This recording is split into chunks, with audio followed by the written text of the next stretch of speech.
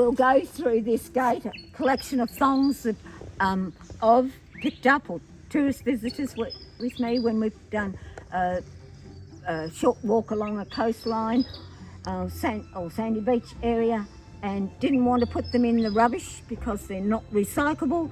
Started putting them on the gate, and then over further we have a gate with gloves on that many of them have come from the land care nursery times, and our grandchildren started a hat gate from picking them up on the beach too.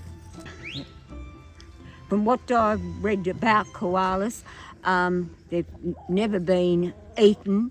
The Aborigines certainly saying, early European people saying they're very rank meat, tough and rank. And that's probably because they're a very muscly animal and yet not suitable for eating, but their skins or the pelts were definitely used. And there's many photos to see drays or horse-drawn vehicles with piles of koala skins on them. This koala here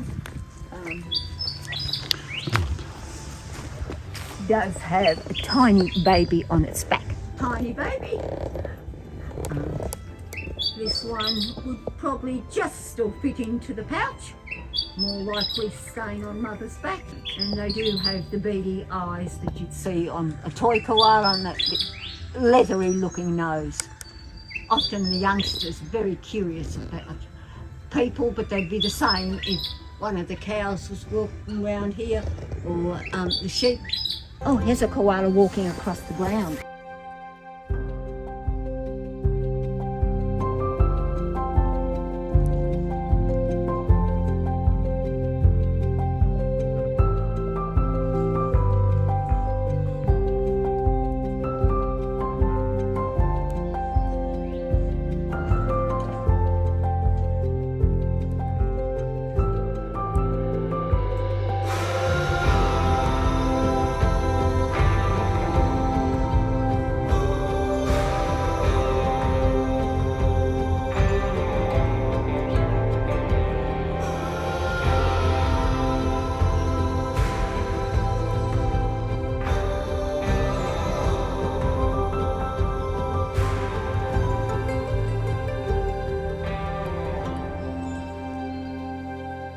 Boy, you're a big male, and you're pretty big, you're all pretty much.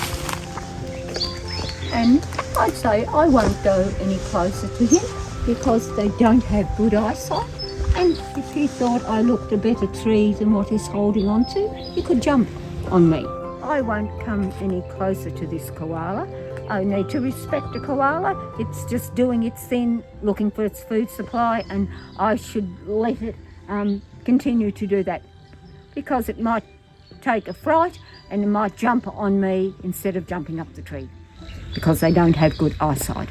Our animals do get used to koalas moving about, but most people's dogs think koalas should be up the trees, not on the ground. So they can give them a bit of a fright. And when we see this one climb up, when he decides he is going to make a move, and go up a bit higher, if we can come around a little bit, we might see scent gland in the white fur down the front of his chest to point out that he's a male, because you have to be gentle to koalas.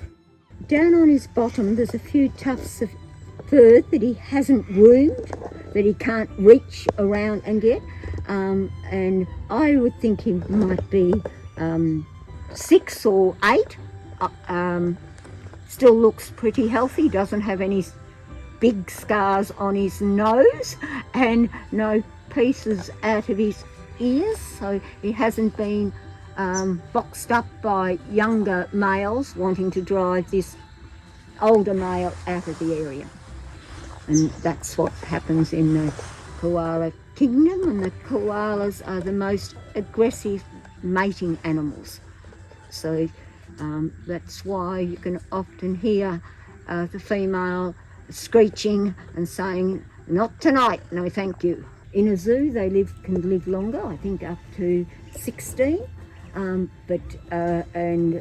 in the wild, more likely 10 or 12. We have had koalas that have been tagged when they do some of the study work. Females have had implants put into them to stop them breeding because we simply just have too many koalas. We had found one that had died, been implanted, but 13 years previous. And he'll move on to where he's heading, up this tree. He's not afraid, is he, really?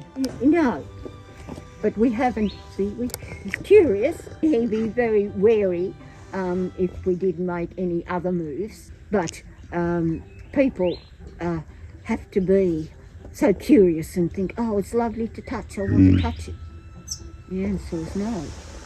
You wouldn't touch a lion or a tiger, so don't pat a koala because it can make you look like a zebra. Are they koala bears, or the bear doesn't go into it? We nickname them probably bears, often just say the bears, but koala is the correct name. Around this side, if you can get your camera around here, you can see that darker line down his chest. That's his scent gland.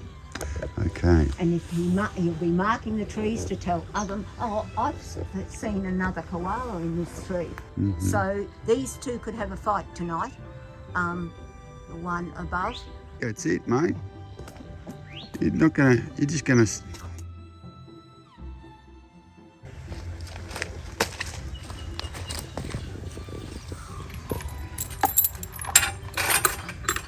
Well, I hope you enjoyed the journey.